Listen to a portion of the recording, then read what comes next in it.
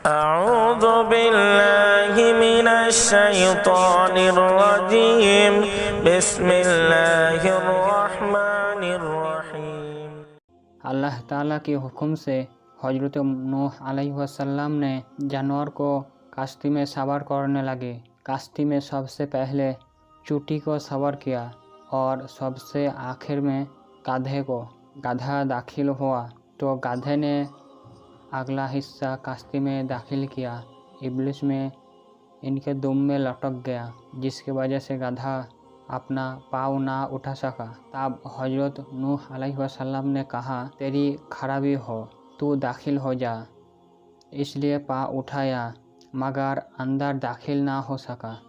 यहाँ तक से हजरत नूह अलैहिस्सलाम ने फरमाया, खराबी हो, पूरे तौर पर तू दाखिल हो जा, अगर तेरे साथ शैतान भी हो। आपसे जुबान से ये बात तो जारी हो गई।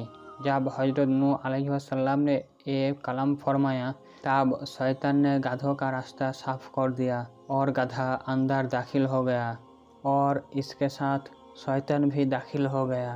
तो हजरत नूह अलैहिस्सलाम ने पूछा, ये अल्लाह के दुश्मन तुझसे किससे दाखिल किया? तो उसने कहा, क्या आपने गधे से ये नहीं कहा दाखिल हो जा अगर तेरे साथ शैतान भी हो?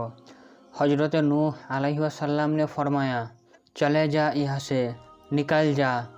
इब्लिस ने कहा, आपको अपने साथ मुझे सवाल करना लाज़मी है, क्योंकि मुझे क़यामत तक हयात मिल चुके हैं और अल्लाह ताला इस तूफ़ानी अज़ाब से इस कश्ती से ज़रिए मुझे बचाएगा। चुनांचे ये कश्ती के छत पर मुझे सवार होने की इजाज़त दे दीजिए। और वो इसी तरफ कश्ती की छत पर सवार हो गया। कुछ रिवायत में ये भी मिलता है, जब हजरत नूह अलैहिस्सलाम ने कश्ती में सवार हुई एक बूढ़े आदमी को देखकर पहचान ना सके तो आप अलैहिस्सलाम ने पूछा, तू कौन है?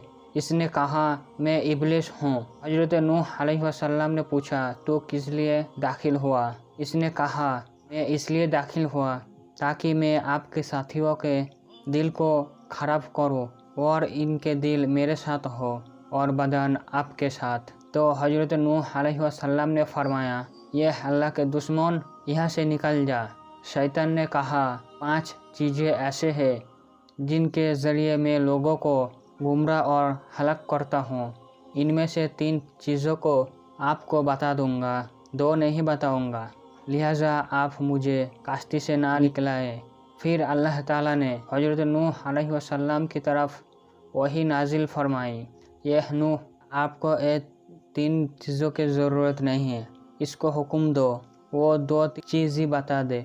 तो इब्लिस ने कहा, मैं इन दोनों चीज़ों से लोगों को गुमराह करता हूँ। वो ये है, एक हसद जिसकी वजह से मैं मानून हुआ और शैतान मरदूत हुआ, और दूसरे हिर्स। अल्लाह ताला ने हजरत आदम अलैहिस्सलाम के लिए पूरी जन्नत हलाल फरमा दी और हजरत आदम अलैहिस्सलाम को जन्नत में हमेशा रहने की ख्वाहिश दी, और इसके हिर्स की वजह से मैं अपनी मकसद से कामयाब हुआ। कुछ रियायत में ये भी है, जब हजरत नूह अलैहिस्सलाम की कश्ती लंगर अंदाज हुई तो आप अलैहिस्सलाम ने इब्लिस को कश्ती के पीछे हिस्से में देखा तो आपने फरमाया, इब्लिस तू चला जा, तेरे वजह से ज़मीन वाले नाफरमान हुई, तूने ही इनको तबाह किया। इब्लिस ने कहा, फिर मैं क्या करूं? हजरत नूह अलैहिस्सलाम ने फरमाया, तू तौबा कर ले। इब्लिस कहा, आप अल्लाह ताला से पूछिए, क्या मेरी तौबा कबूल हो सकती है? तो हजरत नूह अलैहिस्सलाम ने अल्लाह से पूछा और अल्लाह ताला ने आपकी तरफ वही नाजिल फरमाए। इब्लिस का तौबा की सूरत यही है, इब्लिस हजरत आदम अलैहिस्सलाम की कब्रों पर सजदा करे। हजरत नूह अलैहिस्सलाम ने फरमाया, तेरी तौबा मुकर्रम हो गई है। इसमें पूछा, वो क्या है? तुम हजरत आदम अलैहिस्सलाम की कब्र पर सजदा करो।